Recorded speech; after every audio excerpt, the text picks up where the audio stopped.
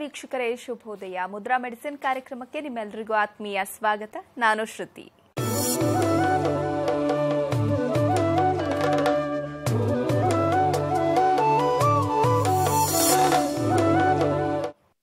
ಹಾಗೆ ಮುದ್ರಾ ಮೆಡಿಸಿನ್ ಕಾರ್ಯಕ್ರಮವನ್ನು ನಡೆಸಿಕೊಡುವುದಕ್ಕೆ ಮುದ್ರಾ ರತ್ನ, ಮುದ್ರಾ ಶಿರೋಮಣಿ, ಮುದ್ರಾ ಬ್ರಹ್ಮ ಗುರೂಜಿ ಶ್ರೀ ಲಕ್ಷ್ಮೀ ಶ್ರೀನಿವಾಸರವರು ನಮ್ಮೊಂದಿಗಿದ್ದಾರೆ.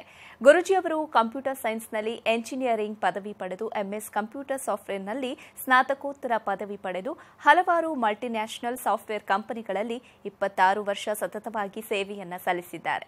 ಗುರೂಜಿಯವರು ವೇದ ವಿಜ್ಞಾನ, ಜ್ಯೋತಿಷ್ಯ ಶಾಸ್ತ್ರ ಹಾಗೂ ಪುರಾತನ ಮುದ್ರಾ ಮಂತ್ರ ಯಂತ್ರ ತಂತ್ರಶಾಸ್ತ್ರಗಳಲ್ಲಿ ಸಂಶೋಧನೆಯನ್ನ ನಡೆಸಿ ಔಷಧಿ ರಹಿತ ಜೀವನವನ್ನ ನಡೆಸೋದು ಹೇಗೆ ಹಾಗೂ ಮನೆಗೊಬ್ಬ ವೈದ್ಯನಾಗೋದು ಹೇಗೆ ಅಂತ ತಿಳಿಸಿಕೊಡ್ತಾ ಬಂದಿದ್ದಾರೆ.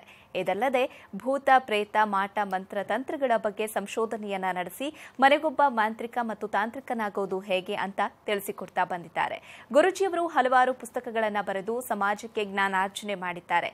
ಸಮಾಜದ ಹಿತಕ್ಕಾಗಿ ಬೆಂಗಳೂರಿನಿಂದ ಸುಮಾರು 40 ಕಿಲೋಮೀಟರ್ ದೂರದಲ್ಲಿ ಉಚಿತ ಅನಾಥಾಶ್ರಮ, ವೃದ್ಧಾಶ್ರಮ ಹಾಗೂ ಮುದ್ರಾ ಮಂತ್ರ ತಂತ್ರ ಸಂಶೋಧನಾ ಕೇಂದ್ರವನ್ನ ಸ್ಥಾಪನೆ ಮಾಡ್ತಾ ಇದ್ದಾರೆ. ಗುರೂಜಿಯವರನ್ನ ನಿಮ್ಮೆಲ್ಲರ ಪರವಾಗಿ ಕಾರ್ಯಕ್ರಮಕ್ಕೆ ಸ್ವಾಗತಿಸ್ತಾ ಇದ್ದೇನೆ. ಗುರೂಜಿ ನಮಸ್ಕಾರ, ಕಾರ್ಯಕ್ರಮಕ್ಕೆ ಸ್ವಾಗತ. ಆತ್ಮೀಯ ವೀಕ್ಷಕ ಬಾಂಧವರಿಗೆಲ್ಲ ನಮಸ್ಕಾರ. ಗುರೂಜಿ, ಇವತ್ತಿನ ಬ್ಯುಸಿ ಶೆಡ್ಯೂಲ್ನಲ್ಲಿ ಎಲ್ರಿಗೂ ಕೋಪ ಅನ್ನೋದಾಗಿರ್ಬೋದು ಅಥವಾ ಏನೋ ಒಂಥರ ಮನಸ್ಸಲ್ಲಿ ತಳಮಳ, ಏನಾದರೂ ಒಂದು ಹೇಳಿದ್ರೆ ತಕ್ಷಣ ಕೋಪ ಮಾಡ್ಕೊಳ್ಳೋದು, ಟೆನ್ಷನ್ ಆಗಿರೋದು, ಈ ರೀತಿ ಎಲ್ಲ ಆಗ್ತಾ ಇರತ್ತೆ. ಹೀಗಾಗೋದಕ್ಕೆ ಏನು ಕಾರಣ ಗುರೂಜಿ? ನೋಡಿ, ನಮ್ಮ ಈ ಒಂದು ಮೆಕ್ಯಾನಿಕಲ್ ಲೈಫ್ ಅಂತ ಕರಿತೀವಿ ನಾವು. ಅಂದ್ರೆ ನಾವು ಯಾವ ವಿಚಾರವನ್ನ ತೆಗೆದುಕೊಳ್ಬೇಕಾಗತ್ತೆ, ಯಾವ ವಿಚಾರವನ್ನ ಬಿಡಬೇಕು ಅನ್ನೋದು ಕನ್ಫ್ಯೂಷನ್ ಅಲ್ಲಿ ಇರ್ತಾರೆ. ಈಗ ನಾನೊಂದು ಕೆಲಸಕ್ಕೆ ಹೋಗ್ಬೇಕು ಅಂತ ಇಟ್ಕೊಳ್ಳಿ. ಕೆಲಸಕ್ಕೆ ನಾನು ಹೋಗ್ಬೇಕು ಅಂತಂದ್ರೆ ಮನಸ್ಸಿನಲ್ಲಿ ನನಗೆ ಒಂದು ಆಕ್ಸೈಟಿ, ಭಯ ಇರ್ತದೆ ಕೆಲವು ಥರ. ಅಯ್ಯೋ, ಬಸ್ ಸಿಗಲ್ಲ, ಟ್ರೈನ್ ಸಿಗಲ್ಲ, ಲೇಟ್ ಆಗಿಬಿಟ್ರೆ, ಅಥವಾ ನನಗೆ ಅಕಸ್ಮಾತ್ ನಾನು ಹೋದಾಗ ಬಾಸ್ ಏನಾರು ಬೈದ್ಬಿಟ್ರೆ, ಏನೋ ಒಂದು ರೀತಿ ನಮ್ಮ ಹಿಂದೆ ನಾವು ಮಾಡೋದು ಮಾಡ್ತಾನೆ ಇರ್ತೀವಿ ಕೆಲಸ. ಯಾವುದು ಬಿಡಲ್ಲ, ನಾವು ಯಾವುದು ರಿಜೆಕ್ಟ್ ಮಾಡಲ್ಲ, ಮಾಡ್ತಾನೆ ಇರ್ತೀವಿ. ಆದರೆ ಅದು ಹಿಂದ್ಗಡೆ ಏನೋ ಒಂದು ರೀತಿ ಅಳುಕು, ಏನೋ ಒಂದು ರೀತಿ ಭಯ ಇರುತ್ತೆ. ಇದಕ್ಕೆ ಆಕ್ಸೈಟಿ ಅಂತಾರೆ. ಈ ಥರ ಇರುವಂಥ ಜನಗಳು ಜೀವನದಲ್ಲಿ ಸಾಯೋವರೆಗೂ ಅವ್ರಿಗೆ ಭಯದಲ್ಲೇ ನಡ್ಸ್ಕೊಂಬರ್ತಾರೆ, ಎಲ್ಲ ಮಾಡ್ತಿರ್ತಾರೆ. ಆದರೆ ಯಾವುದೋ ಅವರು ಪರಿಪೂರ್ಣವಾಗಿ ಸಂಪೂರ್ಣವಾಗಿ ಸುಖ ತಗೊಳ್ಳಲ್ಲ ಅವರು. ಒಂದು ವೆರೈಟಿ ಜನ. ಇನ್ನೊಂದು ವೆರೈಟಿ ಜನ ಕತ್ತೆ ದುಡ್ದಂಗೆ ದುಡಿತಾರೆ, ಬೆಳಗ್ಗೆಯಿಂದ ಸಂಜೆವರೆಗೂ ಭಾಳಷ್ಟು ಕೆಲಸ ಮಾಡ್ತಾರೆ. ದುಡಿಬೇಕು, ಎಲ್ಲ ದುಡಿಬೇಕು, ಜಾಸ್ತಿ ದುಡ್ಡು ಮಾಡಿಡಬೇಕು, ಆಸ್ತಿ ಮಾಡಬೇಕು, ಸೈಟು, ಮನೆ, ಕಾರು, ಬಂಗ್ಲೆ ಎಲ್ಲ ಮಾಡಬೇಕು ಅಂತ ಶಕ್ತಿ ಮೀರಿ ಅವ್ರಿಗೆ ದಿನಕ್ಕೆ 48 ಗಂಟೆಗಳ ಕೊಟ್ಟರು ಕೂಡ ಅವರು ಬಿಡಲ್ಲ, ದುಡಿತೀನಿ ಅಂತಾರೆ. 24 ಗಂಟೆ ಸಾಕಾಗಲ್ಲ ಅವ್ರಿಗೆ. ಅಲ್ಲಿ ಸುಳ್ಳು ಹೇಳಬೇಕು, ಅವ್ರು ಮೋಸ ಮಾಡಬೇಕು, ಅಲ್ಲಿ ಲಂಚ ತೊಗೋಬೇಕು, ಅವ್ನಿಗೆ ಹೇಳಬೇಕು, ಇವ್ನಿಗೆ ಹೇಳಬೇಕು, ಎಲ್ಲ ಮಾಡಿ ಒಟ್ಟದ್ದು ಆಡಬೇಕು ಅಂತ. ಇದೊಂದು ಸ್ಟ್ರೆಸ್ ಆಗಿಬಿಟ್ಟಿರುತ್ತೆ ಅವ್ರಿಗೆ. ಒಂದು ಭಯದಿಂದ ಕೆಲಸ ಮಾಡ್ತಾರೆ. ಓ ಏನಾಗ್ಬಿಡುತ್ತಪ್ಪ, ಓ ಇಂಟ್ರಿಗೆ ಹೋಗಬೇಕು, ಏನಾರು ಫೇಲ್ ಆಗಿಬಿಟ್ರೆ ಇಂಟ್ರಿಗೆ ಹೋಗಬೇಕು, ಸಕ್ಸಸ್ ಆಗುತ್ತೋ ಬಿಡುತ್ತೋ ಆಮೇಲೆ ನೋಡೋಣ ಅನ್ನೋಕ್ಕಿಂತ ಹೆಚ್ಚಾಗಿ ಹೋಗೋವಾಗ ಬಸ್ ಏನಾದ್ರು ಪಂಚರ್, ಟೈರ್ ಪಂಚರ್ ಆಗಿದ್ರೆ, ಕಾರ್ ಪಂಚರ್ ಆಗಿಬಿಟ್ರೆ, ಏನೋ ಒಂದು ರೀತಿ ಅನ್ವಾಂಟೆಡ್ ಥಾಟ್ಸ್ ಎಲ್ಲ ಇಟ್ಕೊಂಡ್ಬಿಡ್ತಾರೆ. ಆಗ ಆ ಇಂಟ್ರಿಗೆ ಹೋಗುವಾಗಲೇ ಅವ್ರಿಗೆ ಭಾಳಷ್ಟು ಭಯಗಳು ಅವರೇ ಸೃಷ್ಟಿ ಮಾಡ್ಕೊಳ್ತಾರೆ. ಓ ನಾನು ಹೋಗ್ತಾ ಇದ್ದೆ ಮನೆ ಬಿಟ್ಟು, ಅಲ್ಲಿ ಯಾರೋ ಒಬ್ರು ವಿಧವೆ ಹೆಂಗಸು ಅಡ್ಡ ಬಂದುಬಿಟ್ಲು. ಓ ಇವತ್ತಿನ ಕೆಲಸ ಆಗಲ್ಲ ಬಿಡಪ್ಪ. ಯಾಕೆಂದರೆ ಒಂದು ವಿಧವೆ ಹೆಂಗಸು ಅಡ್ಡ ಬಂದುಬಿಟ್ಲಲ್ಲ, ಓ ಅವತ್ತು ಆ ಕೆಲಸ ಆಗೋ ಯೋಗ್ಯತೆ ಇರುತ್ತೆ, ಅವನಿಗೆ ಯೋಗ ಇರುತ್ತೆ, ಅವ್ನು ಮಾಡೋ ಯೋಗ್ಯತೆನೂ ಅವನಲ್ಲಿ ಇರುತ್ತೆ. ಯಾವುದೋ ಒಂದು ಭಯ ಬಂತು, ಒಂಥರ ಆಕ್ಸೈಟಿ. ಓ ವಿಧವಸ್ತ್ರೀ ದರ್ಶನ ಆಯ್ತಲ್ಲ, ಓ ಇವತ್ತು ಕೆಲಸ ಆಗಲ್ಲ. ಹೋಗೋ ಒಂಟಿ ಬ್ರಾಹ್ಮಣ ಮಧ್ಯೆ ಬಂದುಬಿಟ್ನಲ್ಲ, ಓ ಇವತ್ತಿನ ಕೆಲಸ ಆಗಲ್ಲ. ಅದೊಂದು ಕೂತ್ಬಿಡ್ದು, ಅವ್ನ ಕೆಲಸನೇ ಪ್ರಾರಂಭ ಮಾಡಿಲ್ಲ, ಇನ್ನೂ ಹೋಗೇ ಇರಲ್ಲ. ಆದರೆ ವಿಧವಾಸ್ತ್ರೀ ಬಂತು, ನಾಯಿ ಅಡ್ಡ ಬಂತು, ಬೆಕ್ಕಡ್ಡ ಬಂತು, ಮತ್ತು ಯಾರೋ ಒಬ್ಬ ಬಂದುಬಿಟ್ರು. ಹೀಗೆ ಮನಸ್ಸಲ್ಲಿ ಎಲ್ಲೋ ಒಂದು ಕಡೆ ಕಸಿಮಿಸಿ ಒಂಥರ ಭಯನ ಸೃಷ್ಟಿ ಮಾಡ್ಕೊಂಡ್ಬಿಡ್ತಾರೆ. ಒಂಥರ ಕನ್ಫ್ಯೂಷನ್ ಸ್ಟೇಟ್ ತಾವೇ ಇಟ್ಕೊಂಡ್ಬಿಡ್ತಾರೆ. ಈ ಥರ ಇದ್ದಾಗ ಅವ್ರಿಗೆ ಸಕ್ಸಸ್ ಆಗೋದು ಕಷ್ಟ ಆಗಿಬಿಡುತ್ತದೆ. ಒಂದು ವಿಪರೀತ ಕೆಲಸ ಮಾಡಿ ಮಾಡಿ ಸ್ಟ್ರೆಸ್ಸು, ಬಾಡಿಯೆಲ್ಲ ಸ್ಟ್ರೆಸ್ಸು, ಮೈಂಡು ಸ್ಟ್ರೆಸ್ಸು. ಇನ್ನೊಂದು ಮೈಂಡ್ಗೆ ಸ್ಟ್ರೆಸ್ ತುಂಬ್ಕೊಂಡ್ಬಿಟ್ಟಿರ್ತಾರೆ ಭಯದಿಂದ. ಅದು ಅಡ್ಡ ಹೋಯ್ತು, ಇದು ಅಡ್ಡ ಹೋಯ್ತು, ಅವ್ನು ಹಂಗೆ ಮಾಡ್ದ, ಅವಳು ಬಂದ್ಲು ಅಡ್ಡ, ಇವಳು ಬಂದ್ಲು ಅಡ್ಲು, ಅವಳು ಹಂಗೆ ಅಂದ್ಬಿಟ್ಟ, ಇವಳು ಹಂಗೆ ಅಂದ್ಬಿಟ್ಟ ಅಂಥೇಳಿ ನಾವೇನು ಮಾಡ್ತೀವಿ, ಮನಸ್ಸಲ್ಲೇ ಭಯ ತುಂಬ್ಕೊಂಡ್ಬಿಟ್ಟಿರ್ತೀವಿ. ಇದು ಒಂದು ವೆರೈಟಿ ಜನ ಇದ್ದಾರೆ. ಮೂರು ಭಯನೂ ಇಲ್ಲ, ಏನೂ ಇಲ್ಲ, ಅಯ್ಯೋ ನಾಳೆ ಮಾಡೋದಾಯ್ತು ಬಿಡ, ಸೋಮಾರಿಗಳು. ಇವತ್ತು ಮೂಡಿಲ್ಲಪ್ಪ, ನಾನು ಆಡಲ್ಲ, ಇವತ್ತು ಮೂಡಿಲ್ಲಪ್ಪ, ನಾನು ಕೆಲ್ಸಕ್ಕೆ ಬರಲ್ಲ, ಇವತ್ತು ಮೂಡಿಲ್ಲ, ನಾಳೆ ಹೋಗಿ ನೋಡೋದ್ರಾಯ್ತು ಬಿಡಿ ಹುಡುಗಿನ, ನೆಕ್ಸ್ಟ್ ವೀಕ್ ಹೋಗಿ ನೋಡೋದ್ರಾಯ್ತು. ಮೂಡಿಲ್ಲ ಅನ್ನೋದು ಏನಂದರೆ ಸೋಮಾರಿತನ, ಆಲಸ್ಯ. ಮೂಡ್ ಆಫ್ ಆಗಿದೆ, ಅಯ್ಯೋ ಮೂಡಿಲ್ಲಮ್ಮ ನಾನು ಕಾಫಿ ಕುಡಿಯಲ್ಲ, ಅಯ್ಯೋ ಮೂಡಿಲ್ಲ ನಾನು ಇವತ್ತು ಊಟ ಮಾಡಲ್ಲ. ಇಲ್ಲಿ ಭಯನೂ ಇಲ್ಲ, ಸ್ಟ್ರೆಸ್ಸೂ ಇಲ್ಲ, ಸುಮ್ಮನೆ ಕಳ್ಳ ಮೈಗಳ್ತನ. ಈ ಥರ ಜನ ಇದ್ದಾರೆ ಸಮಾಜದಲ್ಲಿ. 4ನೇ ವೆರೈಟಿ ಜನ ಅದು ಏನು ಬೇಕಾರಾಗಲಿ ನಾನು ಮಾಡೇ ಬಿಡ್ತೀನಿ ಅಂತ ಚಾಲೆಂಜ್ ತಗೋತಾರೆ. ಅಡ್ಡ ಬಂತ ನಾಯಿ, ಬೆಕ್ಕಡ್ಡ ಬಂತ, ವಿಧವಾ ಸ್ತ್ರೀ, ಒಡ್ಡಿ ಬ್ರಾಹ್ಮಣ ಅಡ್ಡ ಬಂದ, ನೋಡಬೇಡ ಆಗುತ್ತೆ, ಏನಾಗುತ್ತೆ ನೋಡೇ ಬಿಡ್ತೀನಿ, ಅದೇನಾಗುತ್ತೆ ನೋಡಿ ಬಿಡೋಣ, ಒಂಥರ ಮೊಂಡದ ಏರಿಯಾದಲ್ಲಿ ಇರ್ತಾರಲ್ಲ ಅಂಥ ಜನನೂ ಇದ್ದಾರೆ. 4ನೇ ವೆರೈಟಿ. 5ನೇ ವೆರೈಟಿ ಜನ ನಾನು ಯಾಕೆ ಮಾಡಲಿ, ಅವರೇ ಮಾಡ್ಕೊಂಬಂದು ಕೊಡಲಿ, ಕಾಫಿ ನೀನು ಮಾಡ್ಕೊಂಬಂದು ಕೊಡಮ್ಮ. ಪಾಪ ವಯಸ್ಸಾದ ತಾಯಿ ಕಾಫಿ ಮಾಡ್ಕೊಂಬ, ಇವಳು ಗಟ್ಬಿಟ್ಟೆ ಚೆನ್ನಾಗಿ ಕೂತಿರ್ತಾಳೆ ಮಗಳು, ಅಯ್ಯೋ ನೀನೇ ಒಗೆದು ಬಿಡಮ್ಮ ಬಟ್ಟೆ, ನೀನೇ ತೊಳೆದು ಬಿಡಮ್ಮ, ನೀನೇ ಮಾಡಾಕಮ್ಮ ಅಂತಾಳೆ. ಇವಳು ಮಾತ್ರ ಕೂತ್ಕೊಂಡು ಆರಾಮಾಗಿ ಟಿ ವಿ ಮುಂದೆ ಟಿ ವಿ ನೋಡೋದಿಲ್ಲ, ಹೆಡ್ಫೋನ್ ಹಾಕ್ಕೊಂಡು ಯಾವುದೋ ಹಾಡು ಕೇಳ್ಕೊಂಡು ರೊಮ್ಯಾನ್ಸ್ ಮಾಡ್ಕೊಂಡು ಕೂತಿರೋದು. ಮಗ, ಅಯ್ಯೋ ನೀನು ಹೋಗ್ಬಿಡಮ್ಮ ಕಾಫಿ ಹಾಲು ತಂದುಬಿಡಮ್ಮ, ನೀನು ಹೋಗಿ ತರಕಾರಿ ತರಮ್ಮ, ನೀನು ಹೋಗಿ ಅಕ್ಕಿ ತಂದುಬಿಡಮ್ಮ. ಇವನು ಯಾವ ಜೊತೆಲೋ ಚಾಟ್ ಮಾಡ್ತಾ ಕೂತ್ಕೊಳ್ಳೋದು, ಯಾವಳನ್ನೋ ನೆನೆಸ್ಕೊಂಡು ಹಾಯ್ ಬಾಯ್ ಅಂದ್ಕೊಂಡು ಕಾಲ ಕಳೀತಿರ್ತಾರೆ. ಇದು ಈ ಥರ ವೆರೈಟಿ ಜನ. ಇಷ್ಟೆಲ್ಲ ಇರೋರು ದಿಢೀರ್ನೆ ಶ್ರೀಮಂತರಾಗಬೇಕು, ದಿಢೀರ್ನೆ ಸೆಲೆಬ್ರಿಟಿ ಆಗಬೇಕು, ದಿಢೀರ್ನೆ ರಾತ್ರೋತ್ರಿ ಕರೋಡ್ಪತಿಗಳಾಗಬೇಕು ಅಂತ ಅನಿಸುತ್ತದೆ ಮನಸ್ಸಲ್ಲಿ ಅವ್ರಿಗೆಲ್ಲ. ಮಾತ್ರ ಬ್ಯಾಕ್ ಆಫ್ ದಿ ಮೈಂಡ್ ಇದೆಲ್ಲ ನಡೀತಾ ಇರ್ತದೆ ಅವ್ರಿಗೆ ಜೀವನದಲ್ಲಿ. ಇಂಥ ಜನಗಳಿಗೆ ಏನು ಮೆಡಿಸಿನ್ ಕೊಟ್ಟರೆ ವರ್ಕ್ ಆಗುತ್ತೆ? ಇವ್ರನ್ನೆಲ್ಲ ಆ್ಯಕ್ಟಿವ್ ಮಾಡ್ಬೇಕು. ಹೆಂಗೆ? ಭಯದಲ್ಲಿ ಕೆಲಸ ಮಾಡೋರು ಭಯದಿಂದ ಬಿಟ್ಟು ಕೆಲಸ ಮಾಡಬೇಕು. ತುಂಬ ಸ್ಟ್ರೆಸ್ಸು, ಬೈಲೆಲ್ಲ ಸ್ಟ್ರೆಸ್ಸು, ಬಡ್ಡಿಲಿ ತಲೆ ಬಾಡಿ, ಅಯ್ಯೋ ಮೈ ಕೈ ನೋವು ಅಂತಾರೆ. ಹಾಗಾದರೆ ಅವ್ರನ್ನ ಸ್ಟ್ರೆಸ್ಸಿಂದ ಬಿಡುಗಡೆ ಮಾಡ್ಬೇಕಾದ್ರೆ ಏನು ಮಾಡಬೇಕು? ಬೇರೆಯವ್ರ ಕೈಯಲ್ಲಿ ಕೆಲಸ ಮಾಡಿಸ್ಕೊಳ್ತಾರಲ್ಲ, ಅವ್ರು ಎದ್ದು ಅವರೇ ಕೆಲಸ ಮಾಡ್ಕೊಳ್ಳೋಂಗೆ ಏನು ಮಾಡಬೇಕು? ನಾಳೆ ಮಾಡೋಣ, ನಾಳಿದ್ದು ಮಾಡೋಣ, ಅಯ್ಯೋ ಬಿಡಿ ಹೋದ್ರಾಯ್ತು. ಪೋಸ್ಟ್ಪೋನ್ಮೆಂಟ್ ನೇಚರ್ ಅಂತಾರೆ, ಮುಂದೂಡೋದು. ಈ ಥರ ಜನಗಳಿಗೆ ಏನು ಮಾಡೋದು? ಅಂದರೆ ಸೋಮಾರಿನ ಹೆಂಗೆ ಆ್ಯಕ್ಟಿವ್ ಮಾಡೋದು? ಭಯಭೀತಿಯಿಂದ ಕೆಲಸ ಮಾಡೋರಿಗೆ ನಿರ್ಭೀತನಾಗಿ ಮಾಡೋವಂಥದ್ದು ಹೆಂಗೆ? ಸ್ಟ್ರೆಸ್ಸಲ್ಲಿ ಕೆಲಸ ಮಾಡೋರಿಗೆ ಸ್ಟ್ರೆಸ್ಫುಲ್ ಫ್ರೀಯಾಗಿ ಮಾಡೋದು ಹೆಂಗೆ? ಮತ್ತು ಇನ್ನೊಬ್ಬರ ಮೇಲೆ ಡಿಪೆಂಡ್ ಆಗಿರ್ತಾರಲ್ಲ.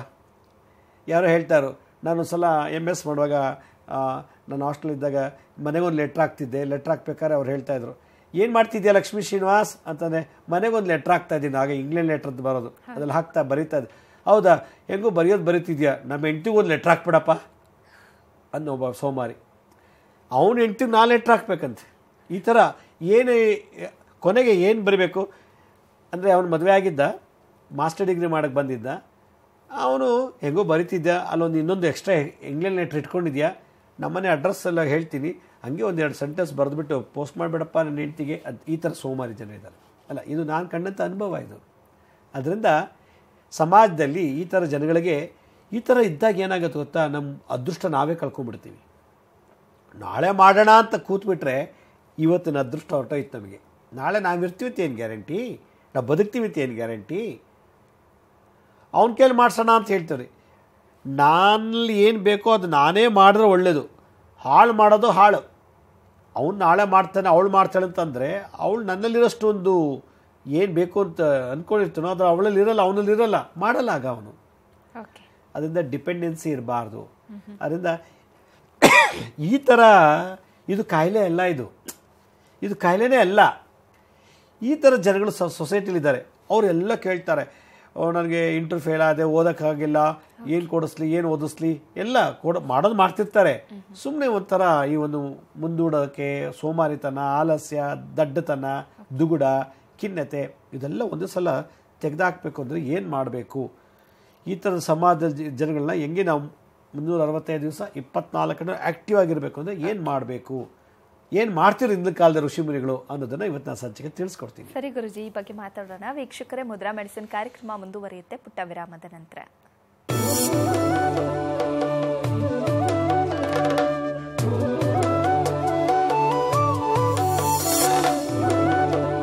ವಿರಾಮದ ನಂತರ ಮುದ್ರಾ ಮೆಡಿಸಿನ್ ಕಾರ್ಯಕ್ರಮಕ್ಕೆ ಮತ್ತೊಮ್ಮೆ ಸ್ವಾಗತ. ಗುರುಜಿ, ನಮ್ಮಲ್ಲೇನೆ ಜಡತ್ವ ಇಟ್ಕೊಂಡು, ನಮ್ಮಲ್ಲೇನೆ ಸಾಕಷ್ಟು ನ್ಯೂನತೆಯನ್ನು ಇಟ್ಕೊಂಡು ಅಭಿವೃದ್ಧಿಯನ್ನು ಬಯಸೋದು ತಪ್ಪು ಅನ್ನೋದನ್ನ ಹೇಳ್ತಾ ಇದ್ರಿ. ಹಾಗಾಗಿ ನಮ್ಮನ್ನು ನಾವು ಸರಿಪಡಿಸ್ಕೊಳ್ಳೋದು ಹೇಗೆ? ಸ್ಟ್ರೆಸ್ಫುಲ್ ಲೈಫ್ ಆಗಿರ್ಬೋದು, ಭಯ ಪಡೋದಾಗಿರ್ಬೋದು, ಅಥವಾ ಸೋಮಾರಿತನ ಆಗಿರ್ಬೋದು, ಇದನ್ನು ಬಿಟ್ಟು ಬದುಕೋದು ಹೇಗೆ? ನೋಡಿ, ಇವತ್ತಿನ ಒಂದು ಮೆಕ್ಯಾನಿಕಲ್ ಲೈಫಲ್ಲಿ, ಈ ಒಂದು ಮಾಡರ್ನ್ ಲೈಫಲ್ಲಿ ಎಲ್ಲ ವ್ಯಕ್ತಿಗಳು, ಹೆಣ್ಣಾಗಲಿ ಗಂಡಾಗಲಿ, ಚಿಕ್ಕ ಮಕ್ಕಳಾಗಲಿ ದೊಡ್ಡವರಾಗಲಿ, ಯಂಗ್ಸ್ಟರ್ಸ್ ಆಗಲಿ, ಯಾರೇ ಆಗಲಿ, ನಾವು ಅಂದ್ಕೊಂಡು ಪಟ್ಟಂತ ಆಗ್ಬಿಡ್ಬೇಕು ಅಂತಾರೆ. ಹಾಂ, ನಾನು ಇವತ್ತು ಆ ಸಿನಿಮಾಗೆ ಹೋಗ್ಬೇಕು ಅನ್ನೋ ಹೋಗ್ಲೇಬೇಕು, ಟಿಕೆಟ್ ಸಿಗುತ್ತೆ ಅಂತ ಗೊತ್ತಿಲ್ಲ, ಹೋಗ್ಲೇಬೇಕು, ಇವತ್ತು ಅಲ್ಲಿ ಹೋಗ್ಬೇಕು ಅಲ್ಲಿ ಹೋಗಲೇಬೇಕು, ಅದು ಮಾಡಬೇಕು ಅದು ಮಾಡಬೇಕು ಅಂತ ಹೇಳ್ತಾರೆ. ಆದರೆ ಅದ್ರ ಹಿಂದೆ ಅದನ್ನು ಅನುಭವಿಸೋ ಯೋಗ ನನಗಿದೆಯಾ? ಇವತ್ತು ನಾನು ಇಂಟ್ರಿಗೆ ಹೋಗ್ಬೇಕು ಅಂತಂದರೆ ಹೋದ ತಕ್ಷಣ ಸೆಲೆಕ್ಟ್ ಆಗಿಬಿಡ್ಬೇಕು, ನನಗೆ ಅಪಾಯಿಂಟ್ಮೆಂಟ್ ಆರ್ಡರ್ ಕೊಟ್ಬಿಡ್ಬೇಕು ಅಂತ ಅಲ್ಲ, ಆ ಹುದ್ದೆಗೆ ನಾನು ಫಿಟ್ ಆಗ್ತೀನಿ ಅಂತ ಫಸ್ಟ್ ತಿಳ್ಕೋಬೇಕು. ಅದಕ್ಕೆ ಸಂಬಂಧಪಟ್ಟಂಥ ಎಜುಕೇಷನ್ ಇದೆಯಾ, ಎಕ್ಸ್ಪೀರಿಯನ್ಸ್ ಇದೆಯಾ, ಸ್ಕಿಲ್ ಸೆಟ್ಸ್ ಇದೆಯಾ ಅನ್ನೋದನ್ನು ನಾವು ಫಸ್ಟು ಥಿಂಕ್ ಮಾಡಬೇಕು. ಅಪ್ಲೈ ಮಾಡೋಕ್ಕೆ ಮುಂಚೆನೇ ಏನೂ ಇಲ್ದೇ ಅಪ್ಲೈ ಮಾಡಿಬಿಟ್ಟು ಅಯ್ಯೋ ನಾನು ಸೆಲೆಕ್ಟೇ ಮಾಡಲಿಲ್ಲ, ಭಾಳ ಪಾಲಿಟಿಕ್ಸ್ ಅಪ್ಪ ಅಲ್ಲಿ, ಭಾಳ ಮೋಸ ಅಲ್ಲಿ, ನನ್ನ ವೀಕ್ನೆಸ್ ಏತೋ ಗೊತ್ತಿಲ್ಲದೇ ಅವ್ರ ಬಗ್ಗೆ ನಾನು ಬ್ಲೇಮ್ ಮಾಡೋದು ತಪ್ಪದು ಅಲ್ವಾ? ಈ ಥರ ನಮಗೆ ನಾನಿಲ್ಲಿ ಏನು ಹೇಳಕ್ಕೆ ಹೊರಟಿದ್ದೀನಿ ಅಂದರೆ, ಯಾವುದೇ ಒಂದು ಕೆಲಸ ಮಾಡಬೇಕು ಅಂದರೆ ಮೂಡ್ ಬರಬೇಕು, ಇಷ್ಟಪಡಬೇಕು, ಇಷ್ಟಪಟ್ಟು ಓದಬೇಕು, ಇಷ್ಟಪಟ್ಟು ತಿನ್ನಬೇಕು, ಇಷ್ಟಪಟ್ಟು ನೋಡಬೇಕು, ಇಷ್ಟಪಟ್ಟು ಮಾತಾಡಬೇಕು, ಇಷ್ಟಪಟ್ಟು ಕೇಳಬೇಕು, ಇಷ್ಟಪಟ್ಟು ಆಡಬೇಕು. ಆ ಪ್ರೀತಿ, ಆ ಲವ್, ಆ ಇಷ್ಟ ಇಲ್ಲ ಅಂದಾಗ ಮೂಡ್ ಆಫ್ ಆಗಿಬಿಡುತ್ತೆ ಅಲ್ವಾ? ಆದ್ದರಿಂದ ನಾವು ಯಾವುದೇ ಒಂದು ಕೆಲಸ ಮಾಡಲಿ ಫಸ್ಟು ಮೂಡ್ ಬರೆಸ್ಬೇಕು, ನಾವು ಮೂಡ್ ಬರೆಸೋಂಗೆ ಮಾಡ್ಕೋಬೇಕು. ಕ್ಲಾರಿಟಿ ಇರಬೇಕು, ನಾನು ಏನು ಮಾಡ್ತೀನಿ, ಏನು ತಿಂತೀನಿ, ಏನು ತೊಗೋತಾ ಇದ್ದೀನಿ, ಏನು ಕೊಡ್ತೀನಿ, ಏನಕ್ಕೋಸ್ಕರ ನಾನು ಇದು ಮಾಡ್ತಾ ಇದ್ದೀನಿ ಅನ್ನೋ ಕ್ಲಾರಿಟಿನೇ ಇಲ್ಲ ಅಂದರೆ, ಲಕ್ಷ್ಮೀ ಶ್ರೀನಿವಾಸ್ ಹೋದ ಆ ರೋಡಲ್ಲಿ ನಾನು ಹೋಗ್ಬಿಟ್ರೆ, ಲಕ್ಷ್ಮೀ ಶ್ರೀನಿವಾಸ್ ಫುಟ್ಪಾತಲ್ಲಿ ಪಾನಿಪುರಿ ತಿಂದ ನಾನು ಒಂದು ಸಲ ತಿಂದುಬಿಡೋಣ ಅಂತ ಹೋದರೆ ಫುಡ್ ಪಾಯ್ಸನ್ ಆಗುತ್ತೆ ನಿಮಗೆ. ಕ್ಲಾರಿಟಿ ಇಲ್ಲದೆ ಬದುಕಬಾರ್ದು ಜೀವನದಲ್ಲಿ. ಕ್ಲಾರಿಟಿನೇ ಇಲ್ಲ ಎಷ್ಟು ಜನಕ್ಕೆ, ಗೋಲ್ಸೇ ಇಲ್ಲ. ಏಜ್ ಆಗ್ತಾನೇ ಇದೆ, ಡೇಸ್ ಎಲ್ಲ ಹೋಗ್ತಾ ಇದೆ, ದಿನಗಳು ಹೋಗ್ತಾ ಇದೆ, ಕ್ಲಾರಿಟಿ ಇಲ್ಲ ಲೈಫ್ನಲ್ಲಿ. ಏನು ಮಾಡಬೇಕು, ನಾನು ಯಾವ ಜಾಬಕ್ಕೆ ಹೋಗಬೇಕು, ಏನು ತೊಗೋಬೇಕು, ಏನು ತೊಗೊಂಡ್ರೆ ಏನು ಓದಿದ್ರೆ, ನಾನು ಇಂಜಿನಿಯರ್ ಆಗಬೇಕು ಅಂದ್ರೆ ಏನು ತೊಗೋಬೇಕು, ನಾನು ಡಾಕ್ಟ್ರ್ ಆಗಬೇಕಂದ್ರೆ ಏನು ಕೋರ್ಸ್ ಅಟೆಂಡ್ ಆಗಬೇಕು, ನಾನು ಬ್ಯಾಂಕಲ್ಲಿ ನಾನು ಎಂಪ್ಲಾಯ್ ಆಗಬೇಕಂದ್ರೆ ಏನು ಕೋರ್ಸ್ ಓದಿದ್ರೆ ನಾನು ಬ್ಯಾಂಕಲ್ಲಿ ಕೆಲಸ ಸಿಗುತ್ತೆ. ಕ್ಲಾರಿಟಿ, ಫೋಕಸ್ ಇರಬೇಕು. ಇದಿಲ್ಲ ನಮ್ಮಲ್ಲಿ. ಅವನು ಓದ ನಾನು ಹೋಗ್ತೀನಿ, ಅವಳು ಓದಲು ಅವನು ಹೋಗ್ತಾರೆ, ಅವ್ನು ಮಣ್ಣು ತಿಂದ ನಾನು ತಿನ್ನಬೇಕು ಅಂತ ಈ ಥರ ಆಗಿದೆ. ಅದರಿಂದ ನಮ್ಮದು ಫಾಲೋ ಅಪ್ ಲೈಫ್ ಆಗುತ್ತೆ. ಫಾಲೋ ಅಪ್ ಅಂದ್ರೇನು, ಅವನು ಓದ ನಾನು ಹೋಗೋಣ, ಅವನು ಇಂಜಿನಿಯರ್ ಆದ ನಾನು ಇಂಜಿನಿಯರ್ ಆದ, ಇಷ್ಟಪಟ್ಟು ಇಂಜಿನಿಯರ್ ಆಗಬೇಕು ಅಂತಿಲ್ಲ, ಅವನು ಆದಂತೆ ನಾನು ಇಂಜಿನಿಯರ್ ಆಗ್ತೀನಿ, ಆಗಾಗಂತ ಹೋಗ್ತಾನೆ, ಎಲ್ಲ ಸಬ್ಜೆಕ್ಟು ಫೇಲ್ ಆಗ್ತಿರ್ತದೆ.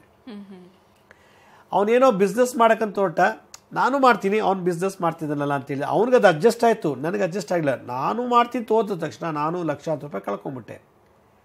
ಯಾಕೆಂದರೆ ಫಾಲೋ ಅಪ್ ಇವೆಲ್ಲ ಅವ್ನು ಮಾಡ್ತಾನಲ್ಲ, ನಾನು ಯಾಕೆ ಮಾಡಬಾರ್ದು, ಒಂದು ಕಾಂಪಿಟೇಷನ್ ಮೇಲೆ ಬರಬಾರ್ದು ಅದು. ಯಾಕೆಂದರೆ ಪ್ರತಿಯೊಬ್ಬ ಮನುಷ್ಯನಿಗೂ ಒಂದು ಆತ್ಮ, ಒಂದು ಸೋಲ್, ಆ ಸೋಲ್ಗೆ ಇಂಥದ್ದೇ ಕೆಲಸ, ಇಂಥದ್ದಲ್ಲೇ ಉಡಬೇಕು, ಇಂಥದ್ದೇ ತಿನ್ನಬೇಕು, ಹಿಂಗೆ ಮಾಡೇ ಸಾಯಬೇಕು ಅಂತ ಡಿಫೈನ್ ಮಾಡಿಬಿಟ್ಟಿದ್ದಾನೆ ಭಗವಂತ. ಆ ಬಾರ್ಡ್ರ್ ಬಿಟ್ಟು ಹೋಗ್ತೀವಲ್ಲ, ಆಗ ಸಂಘರ್ಷ ಜೀವನ ಆಗಿಬಿಡುತ್ತದೆ. ಅದರಿಂದ ನಮ್ಮ ಜೀವನದಲ್ಲಿ ನಮಗೇನು ಇಷ್ಟ ಆಗುತ್ತೋ ಅದು ಮಾಡಬೇಕು. ನಿಮ್ಮಿಷ್ಟ ಪ್ರಕಾರ ನಾನು ಮಾಡೋಂಗಿಲ್ಲ, ತಪ್ಪಾಗುತ್ತೆ ಅದು. ನಿಮಗಿರ್ಬೋದು ಇಷ್ಟ, ನನಗಿಲ್ಲ. ನಿಮಗೋಸ್ಕರ ಮಾಡೋಕ್ಕೆ ಹೋದಾಗ ನನಗೆ ಕೆಟ್ಟ ಹೆಸರು ಬರ್ಬೋದು, ಮೂಡ್ ಆಫ್ ಆಗ್ಬೋದು, ಮತ್ತು ನಾನೇನು ಅಂದ್ಕೊಂಡಿದ್ದೋ ಅದು ಆಗೋದಿಲ್ಲ. ಆಗ ನನಗೆ ನಾ ಬೈಕೊಳ್ಳಲ್ಲ, ಇವರಿಂದ ನಾನು ಹಿಂಗೆ ಕೆಲಸ ಹಿಂಗೆ ಮಾಡಿದ್ದು ಅಂದ್ಬಿಟ್ಟು. ಮೊನ್ನೆ ಯಾರೊಬ್ಬರು ಬಂದು ಹೇಳ್ತಾಯಿದ್ರು, ನಮ್ಮ ಅಪ್ಪ ಅಮ್ಮ ಹೇಳಿದ್ರು ಇವ್ನ ಮದುವೆ ಮಾಡ್ಕೊಂಬಿಟ್ಟೆ, ನನಗಿಷ್ಟನೇ ಇಲ್ಲ, ನನಗೆ ಅವಳು ಕಂಡ್ರೆ ಇಷ್ಟನೇ ಇಲ್ಲ, ಬಲವಂತಕ್ಕೆ ನಾನು ಮದುವೆ ಮಾಡಿಕೊಂಡೆ. ಇಷ್ಟಪಟ್ಟೇನಾದ್ರು ಮದುವೆ ಮಾಡ್ಕೊಂಡಿದ್ರೆ ಅವಳು ಕೆಟ್ಟವಳೋ ಒಳ್ಳೆಯವಳೋ ನಡ್ಸ್ಕೊಂಡು ಹೋಗ್ತಿದ್ದ. ಈಗ ನನಗಿಷ್ಟ ಇಲ್ಲಪ್ಪ ಅವಳು, ನನಗೆ ಮೂಡೇ ಇರಲಿಲ್ಲ ಅವಳು ನೋಡಿ ಮದುವೆ ಮಾಡ್ಕೋಬೇಕು ಅಂತೇಳಿ, ಈಗ ಭಾಳ ಡೈವರ್ಸ್ಗೆ ಹೋಗಿದೆ. ಹಾಗಾಗಿ ಈ ಮೂಡು ಮತ್ತು ನಾನು ಆಗಲೇ ಹೇಳಿದೆ, ಸ್ಟ್ರೆಸ್ ಮಾಡ್ಕೊಂಡು ಕೆಲಸ ಮಾಡಬಾರ್ದು. ಯಾವತ್ತು ಸ್ಟ್ರೆಸ್ ಇತ್ತು ಅಂತಂದಾಗ ಯಾವತ್ತೂ ಮಾಡೋಕ್ಕೆ ಹೋಗಬಾರ್ದು, ಅದು ಅಪಶಕನ.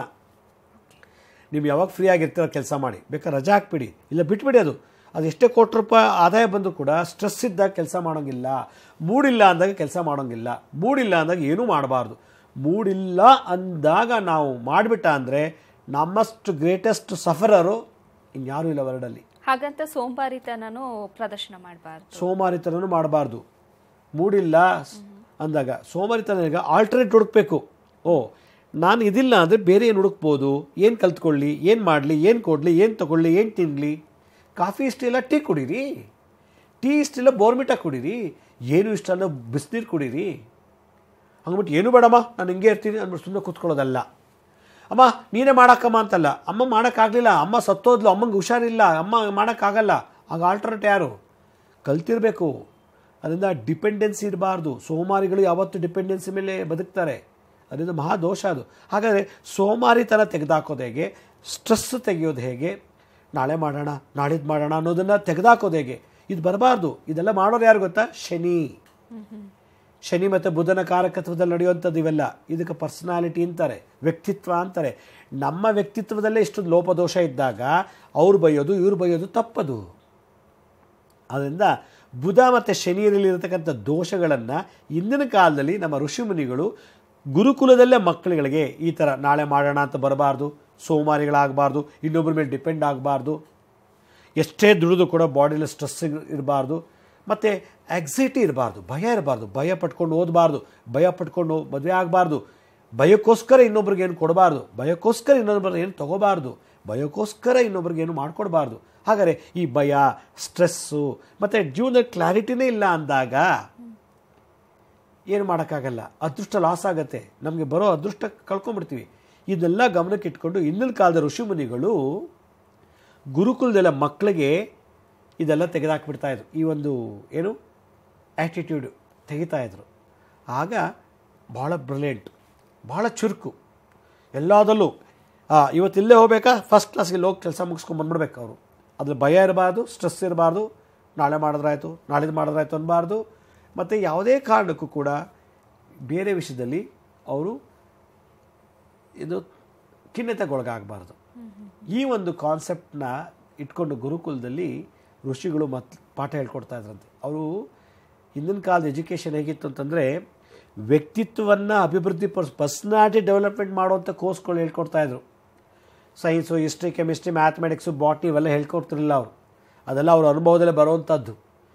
ಗಿಡ ನೆಡೋದು ಹೆಂಗೆ ಅಂತ ಬಾಟ್ನಿ ಓದಿ ಕಲಿಬೇಕಾಗಿಲ್ಲ, ಹೊಲ ಉಳೋದು ಹೇಗೆ ಅಂತ ಹೋಗಿ ಓದಬೇಕಾಗಿಲ್ಲ. ಅಪ್ಪನ ಜೊತೆ ಹೊಲ ಉಳೋನ ಜೊತೆ ಒಬ್ಬ ರೈತ ಜೊತೆ 6 ತಿಂಗಳು ಕೆಲಸ ಮಾಡಿದ್ರೆ ಬಂದೇ ಬಿಡುತ್ತೆ ಹೊಲ ಉಳೋದು ಹೆಂಗೆ ಅಂತ. ಮನೆ ಕಟ್ಟೋದೇನು ಅಂತ ಸಿವಿಲ್ಲೇ ಟೆಕ್ ಸಿವಿಲ್ಲೇ ಮಾಡಬೇಕೇನಿಲ್ಲ. ಮನೆ ಕಟ್ಟೋನು ಒಬ್ಬ ಕೆಲಸದ ಜೊತೆ ಸೇರ್ಕೊಂಡು ಮನೆ ಕಟ್ಟೋದು ಹೆಂಗೆ ಅಂತ ಗೊತ್ತಾಗ್ಬಿಡುತ್ತೆ. ಆದರೆ ಆ ವ್ಯಕ್ತಿತ್ವ ಇದೆಯಲ್ಲ, ಸಮಾಜ ಒಳ್ಳೆ ಲೆಜೆಂಡಾಗಿ ಸೆಲೆಬ್ರಿಟಿಯಾಗಿ ಬದುಕಬೇಕು ಅಂದರೆ ಆ ಒಂದು ಪರ್ಸ್ನಾಲಿಟಿ ಇದೆಯಲ್ಲ, ಅದನ್ನು ಕಟ್ಟೋದು ಹೆಂಗೆ ಅನ್ನೋದನ್ನು ಹಿಂದೆ ಋಷಿಮುನಿಗಳು ಹೇಳ್ಕೊಡ್ತಾ ಇದ್ರು. ಓಕೆ ಗುರೂಜಿ, ಹೀಗೆ ವ್ಯಕ್ತಿತ್ವವನ್ನು ಡೆವಲಪ್ಮೆಂಟ್ ಮಾಡ್ಕೊಳ್ಬೇಕು ಅಂತ ಅಂದರೆ ಸೋಂಬೇರಿತನ ಬಿಡಬೇಕು, ಭಯವನ್ನು ಬಿಡಬೇಕು, ಸ್ಟ್ರೆಸ್ಫುಲ್ಲಾಗಿ ವರ್ಕ್ ಮಾಡದೇ ಆರಾಮ್ಸೆ ವರ್ಕ್ ಮಾಡಬೇಕು, ವರ್ಕಲ್ಲಿ ಇಂಟ್ರೆಸ್ಟ್ ಇರಬೇಕು, ಎಲ್ಲರನ್ನೂ ಪ್ರೀತಿ ಮಾಡಬೇಕು, ಈ ರೀತಿಯಾದಂಥ ಮನಸ್ಸು ಬರಬೇಕು ಅಂತ ಅಂದರೆ ಮುದ್ರಾ ಮಂತ್ರ ತಂತ್ರದಲ್ಲಿ ಯಾವ ರೀತಿಯಾದಂಥ ಪರಿಹಾರ ಇದೆ ಅನ್ನೋದನ್ನು ನಿಮ್ಮಿಂದ ಕೇಳ್ತೀನಿ. ವೀಕ್ಷಕರೇ, ಮುದ್ರಾ ಮೆಡಿಸಿನ್ ಕಾರ್ಯಕ್ರಮ ಮುಂದುವರಿಯುತ್ತೆ ಪುಟ್ಟ ವಿರಾಮದ ನಂತರ.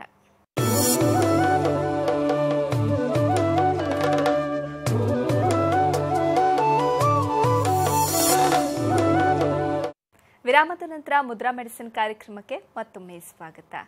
ಗುರುಜಿ, ನೀವು ಹೇಳ್ತಾ ಇದ್ರಿ ಯಾವೆಲ್ಲ ಕಾರಣಕ್ಕಾಗಿ ಈ ರೀತಿಯಾದಂಥ ಸಮಸ್ಯೆಗಳನ್ನು ನಾವು ಎದುರಿಸ್ತೀವಿ. ಭಯ ಆಗಿರ್ಬೋದು, ಟೆನ್ಷನ್ ಆಗಿರ್ಬೋದು, ಸ್ಟ್ರೆಸ್ ಆಗಿರ್ಬೋದು, ಇದೆಲ್ಲದರೂ ಇದ್ದರೆ ನಾವು ಮಾಡುವಂಥ ಕೆಲಸದಲ್ಲೂ ಕೂಡ ಅಭಿವೃದ್ಧಿ ಇರೋದಿಲ್ಲ. ಅದನ್ನು ಅಲ್ಲಿಗೆ ನಿಲ್ಲಿಸ್ಬಿಡ್ಬೇಕು ಅಂತ ಹೇಳ್ತಾ ಇದ್ರಿ. ನಿಲ್ಲಿಸ್ಬಿಟ್ಟು ಸುಮ್ಮನೆ ಕೂತ್ಕೊಳ್ಳೋದಕ್ಕೂ ಆಗೋದಿಲ್ಲ, ಸೋಂಬೇರಿತನ ಅನ್ನುವಂಥದ್ದು ಮೈಗಂಟು ಬಿಡುತ್ತೆ. ಹೀಗಿರುವಾಗ ಪರಿಹಾರ ಹೇಗೆ ಕಂಡುಕೊಳ್ಳೋದು? ನೋಡಿ, ಇಂದಿನ ಕಾಲದಲ್ಲಿ ನಮ್ಮ ಸಮಸ್ಯೆಗೆ ನಾವೇ ಪರಿಹಾರ ಹುಡ್ಕೊಳ್ಬೇಕು. ಈಗ ನಂಗೆ ಮೂಡಿಲ್ಲ ಅಂತ ಹೋಗಿ ಡಾಕ್ಟರ್ ಹತ್ರ ಹೋಗಿ ಮೂಡಿಗೆ ಒಂದು ಮಾತ್ರೆ ತೊಗೊಳಕ್ಕಾಗಲ್ಲ. ಬಾಡಿ ತುಂಬ ಸ್ಟ್ರೆಸ್ ಇದೆ ಅಂತ ಹೇಳ್ಬಿಟ್ಟು ಹೋಗಿ ಔಷಧಿ ತೊಗೊಳಕ್ಕಾಗಲ್ಲ. ಸ್ಟ್ರೆಸ್ಸನ್ನ ತೆಗೆಯೋದು ಮೈಂಡಿಂದ, ಬಾಡಿಯಿಂದ ಅಲ್ಲ. ರೋಗ ಬಂದರೆ ಬಾಡಿ ಕೊಡ್ತಾರೆ. ಮೈಂಡ್ಗೆ ಸ್ಟ್ರೆಸ್ ಆದಾಗ ಸಿನಿಮಾ ನೋಡಬೇಕು, ಹಾಡಬೇಕು, ಡ್ಯಾನ್ಸ್ ಮಾಡಬೇಕು, ಏನೋ ಒಂದು ಎಂಟರ್ಟೈನ್ಮೆಂಟ್ ಇಟ್ಕೊಂಡ್ರೆ ಆಗ ಮೈಂಡ್ ರಿಲೀಫ್ ಆಗುತ್ತೆ. ಈ ಥರದ್ದೆಲ್ಲ ಇದ್ದಾಗ ಏನು ಮಾಡ್ತಾಯಿದ್ರು ಹಿಂದಿನ ಕಾಲದಲ್ಲಿ ಅಂತಂದರೆ, ನೋಡಿ, ಒಂದು ಮುದ್ರೆ ತೋರಿಸ್ತೀನಿ ನಾನು. ಇದಕ್ಕೆ ಸಂದಂಶ ಮುದ್ರಾ ಅಂತ ಕರೀತಾರೆ. ಇದು ಮುದ್ರಾ, ಈ ಸಂದಂಶ ಮುದ್ರಾ. ಇಲ್ಲಿ ನಾವು ಈ ರೀತಿ ಇಟ್ಕೋಬೇಕು. ಇದನ್ನ ಈಗ ಇಟ್ಕೊಂಡು ಸುಮ್ಮನೆ ಹಿಂಗೆ ಪ್ರೆಸ್ ಮಾಡ್ತಾ ಇದ್ರೆ ಡೈಲಿ ಒಂದು 10 ನಿಮಿಷ ಹಿಂಗೆ ಈ ಥರ ಹಿಂಗೆ ಸ್ಟ್ರೆಸ್ ಮಾಡಿ ಹಿಂಗೆ ಮಾಡ್ತಾ ಇರ್ಬೇಕು. ಹಿಂಗೆ ಈ ಥರ ಮಾಡ್ತಾ ಇದ್ರೆ ಡೈಲಿ ಸ್ಟ್ರೆಸ್ ಹೋಗುತ್ತೆ ಬಾಡಿ ಮತ್ತು ಮೈಂಡಲ್ಲಿ. ಮೂಡು ಚೆನ್ನಾಗಿ ಇಂಪ್ರೂವ್ ಆಗುತ್ತೆ. 1, ಸೋಮಾರಿತನ ಹೋಗುತ್ತೆ.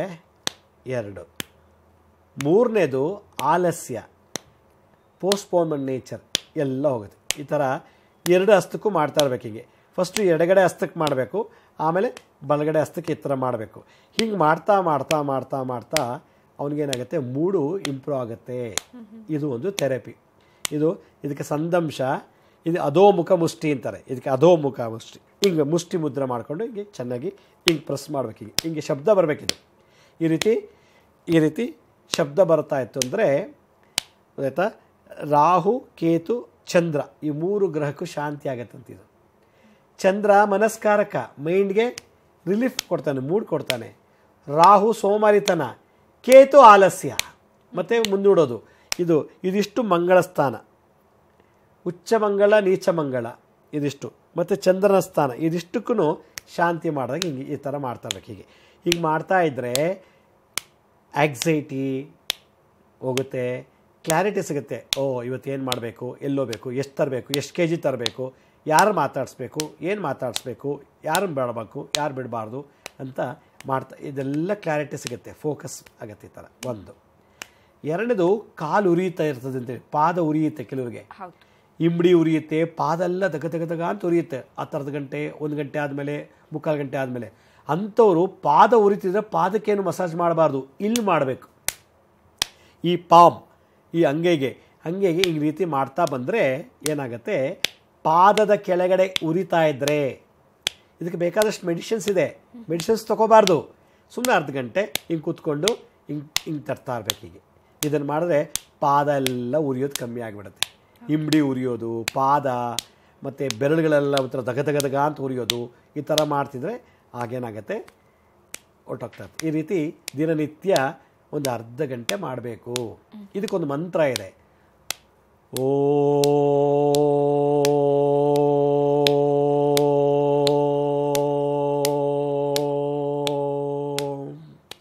ಅಷ್ಟೇ.